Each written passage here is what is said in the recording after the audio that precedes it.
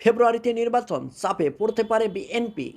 বাংলাদেশ জামাতে ইসলামী ও জাতীয় নাগরিক পার্টি এনসিপি নির্বাচনে না আসলে সেই নির্বাচন প্রশ্নবিদ্ধ হবে এবং তা বিএনপিকেও বেকায়দায় ফেলবে বলে রাজনৈতিক বিশ্লেষকেরা অনেকেই ধারণা করেছেন।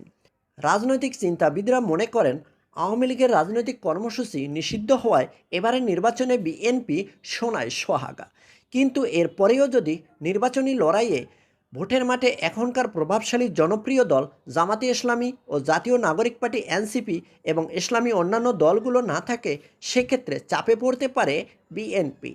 বাংলাদেশ জাতীয় সংসদ নির্বাচন ফেব্রুয়ারিতে মানতে নারাজ জামাতে ইসলামী ও জাতীয় নাগরিক পার্টি এনসিপি। সম্প্রতি ফেব্রুয়ারিতে নির্বাচন বিষয়ে বিভিন্ন শর্ত দিয়ে আন্দোলনে নামার হুমকি দিচ্ছে জামাতে ইসলামী ও এনসিপি। অন্তর্বর্তী সরকারের পক্ষ থেকে যখন ভোটের সুনির্দিষ্ট দিনক্ষণ ঘোষণা করা হয়েছে, আর তখনই নির্বাচন নিয়ে সন্দেহ ও সংশয় এবং অনেক প্রশ্ন দেখা দিয়েছে রাজনৈতিক দলগুলোর মধ্যে। কারণ সংস্কার, বিচার ও জুলাই সনদ বাস্তবায়নের পদ্ধতি সহ বিভিন্ন ইস্যুতে শর্ত দিয়ে জামাত ও এনসিপি এখন বিএনপির বিপক্ষে বিপরীত অবস্থান নিয়েছে। প্রশ্ন থেকেই যেতে পারে, জামাত, এনসিপি ও ইসলামী আন্দোলন এই দলগুলোর শর্ত বিএনপিকে কতটা চাপে ফেলতে পারে। এমন প্রশ্নে কাদা ছোড়াছুড়ি চলছে রাজনৈতিক অঙ্গনে। নির্বাচনের সময় নিয়ে বিএনপির সঙ্গে জামাত ও এনসিপির মতো পার্থক্য ছিল শুরু থেকেই। তবে শেষ পর্যন্ত ফেব্রুয়ারির প্রথম দিকে নির্বাচনের ঘোষণা নিয়ে জামাতে ইসলামী ও এনসিপি বা অন্যান্য কোনো দলই কোনো আপত্তি করেনি।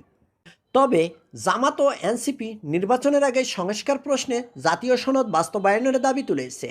এমনকি জাতীয় সংসদ নির্বাচনের পুরনো সিস্টেম বাদ দিয়ে ভোটের আনুপাতিক হার পিআর সিস্টেম চালু করার দাবিকেও সামনে নিয়ে আসছে জামাত।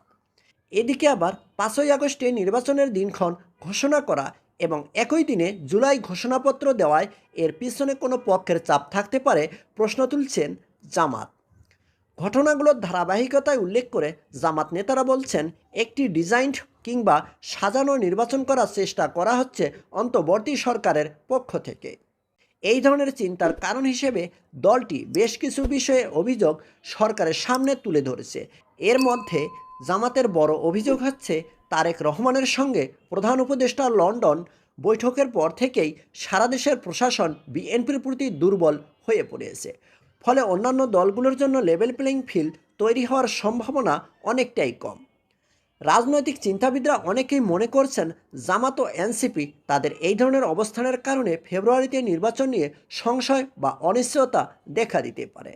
অন্যদিকে আবার এবি পার্টির চেয়ারম্যান মুজিবুর রহমান মঞ্জু মনে করেন, রাজনৈতিক দলগুলোর মাঝে বিভিন্ন বিষয়ে বিভেদের কারণে আগামী নির্বাচনে সংঘাতপূর্ণ হওয়ার সম্ভাবনা রয়েছে। এ সময় তিনি আরও বলেন, আওয়ামী লীগ সেক্ষেত্রে সুযোগ নেবে এবং তারাও নির্বাচনকে প্রশ্নবিদ্ধ করার সব ধরনের অপচেষ্টা চালিয়ে যাবে। সেজন্য আমি মনে করি গণ অভ্যুত্থানের সকল পক্ষ 2018 মডেলের একটি জোট করলে এই আশঙ্কা দূর করা সম্ভব হবে।